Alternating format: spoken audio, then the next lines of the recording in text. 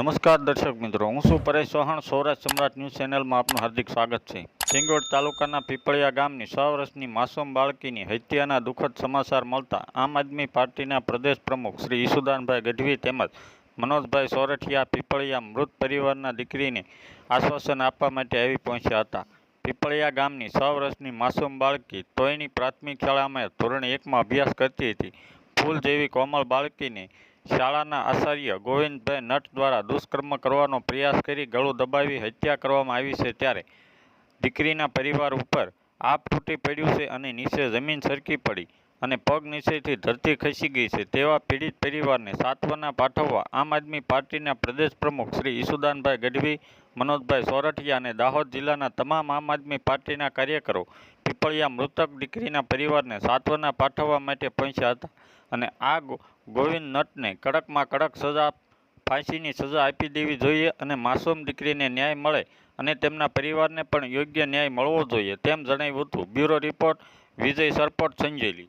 આ પીડિત પરિવારની મુલાકાત લીધી છે, શું કહેશો આ બાબતે? બિલકુલ એક જઘન્ય કૃત્ય દાહોદ જિલ્લાના પીપળિયા ગામમાં બન્યું છે, જ્યાં માત્ર 6 વર્ષની દીકરી ઉપર અત્યારે પ્રાઇમરી જે સ્કૂલનો આચાર્ય છે એમની જ ગાડીમાં દીકરીની માતાએ એમને બેસાડ્યા હતા અને બળાત્કારનો પ્રયાસ કરીને એની હત્યા નિપજાવી દેવામાં આવી છે. આવું કૃત્ય ખાલી સાંભળીને પણ કંપકંપાટી ઉપડી આવે એવી સ્થિતિ છે. ત્યારે આમ આદમી પાર્ટીના તમામ લીડરશિપ પ્રદેશથી માંડી અને તાલુકા જિલ્લાની આજે પીડિત પરિવારની મુલાકાતે આવ્યા હતા. પીડિત પરિવારને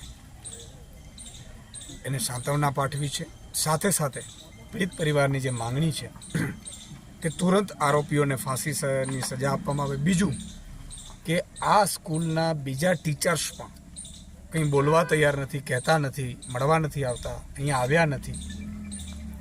એ અર્થમાં પણ ઊંડાણપૂર્વક તપાસ થાય અને એમને 50 લાખ રૂપિયા વળતર મળે આ દીકરીને પાછળ, એવી એમની માંગ છે, જેને આમ આદમી પાર્ટી પણ એક માંગ કરી રહી છે કે આમને ન્યાય મળવું જોઈએ. તુરંત આમને ફાસ્ટ ટ્રેક કોર્ટમાં કેસ ચલાવી અને ફાંસીની સજા થાય એ કામગીરી તુરંત કરવી જોઈએ.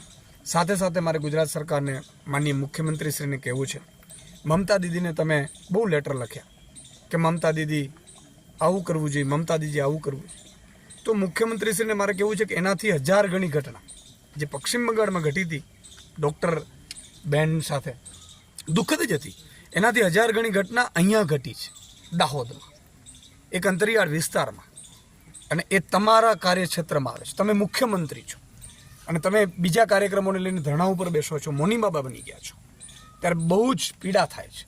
આજે આ પરિવારને તમારા સાંત્વનાની જરૂર છે, એક એક્શન લેવાની જરૂર છે. તમારી પાસેથી અપેક્ષા રાખી રહ્યું છે, વળતરની અપેક્ષા રાખી રહ્યું છે.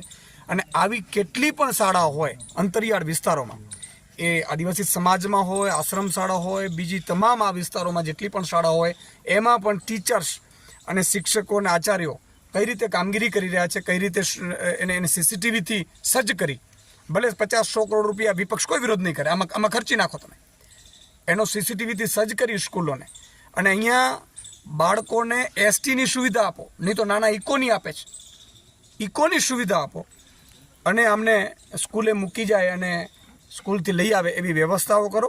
આ બાળકોને ભણવું છે, એ આપણે ભણવા નથી કરતા ને આપણે ખોટા બીજા રાજ્યોને મુખ્યમંત્રીને પત્ર લખીએ છીએ, એમાં આપણા રાજ્યનું કંઈ સારું નથી થવાનું.